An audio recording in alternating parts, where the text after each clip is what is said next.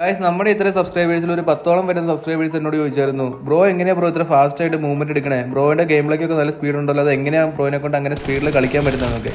അപ്പോൾ ഈ വീഡിയോ അവർക്ക് വേണ്ടിയിട്ടുള്ള കേട്ടോ. നിങ്ങൾ ഈ വീഡിയോ സ്കിപ്പ് ചെയ്യാണ്ട് ഫുള്ളായിട്ടും കാണണം. കാരണം ഒരു മെയിനായിട്ടുള്ളൊരു സെറ്റിങ്സ് ഉണ്ട് നമ്മുടെ അഡ്വാൻസ് കൺട്രോളിൽ. ആ സംഭവം ഓൺ ആക്കിയിട്ടുണ്ടെങ്കിൽ നമ്മുടെ ഗെയിം പ്ലേയുടെ സ്പീഡൊക്കെ കുറച്ച് കൂടും.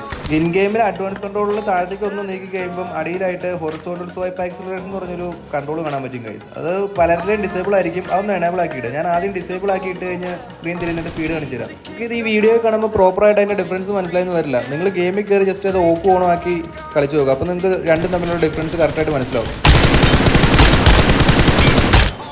നമുക്ക് ആ സെറ്റിംഗ്സ്, അതായത് ഹൊറിസോണ്ടൽ സ്വൈപ്പ് ആക്സിലറേഷൻ എനേബിൾ ആക്കിയിട്ട് കളിച്ച് നോക്കാം ഗൈസ്. നിങ്ങൾക്ക് എത്രത്തോളം ഇത് മനസ്സിലാവും എന്ന് അറിയാൻ പാടില്ല. നിങ്ങൾ എന്തായാലും ട്രെയിനിങ് ഗ്രൗണ്ടിൽ പോയി ജസ്റ്റ് ഒന്ന് കളിച്ച് നോക്കുക. അപ്പോഴാണ് നിങ്ങൾക്ക് അതിൻ്റെ പ്രോപ്പർ ആയിട്ടുള്ള ഡിഫറൻസ് മനസ്സിലാവുള്ളൂ. ഞാൻ ഇങ്ങനെ കാണിക്കുമ്പോൾ നിങ്ങൾക്ക് മനസ്സിലായെന്ന് വരില്ല. ഈ വീഡിയോ കാണുന്ന ഒരു 90% ആൾക്കാർക്ക് തോന്നുന്നു ഈ പൊട്ടൻ എന്തിനും ഇത്ര കഷ്ടപ്പെടുന്നത്, അതിന് ക്യാമറ സെൻസി കൂട്ടിയിട്ടാണ് വരുന്നത്.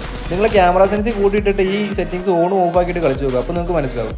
അപ്പോൾ ഇതുപോലെ എന്തെങ്കിലും വീഡിയോ വേണമെങ്കിൽ നിങ്ങൾ ജസ്റ്റ് ഒന്ന് പറഞ്ഞാൽ മതി ഗൈസ്. എനിക്ക് അറിയാവുന്ന പോലെയൊക്കെ ഞാൻ പറഞ്ഞുതരാവേ. അപ്പോൾ നെക്സ്റ്റ് വീഡിയോ കാണാം. Bye bye.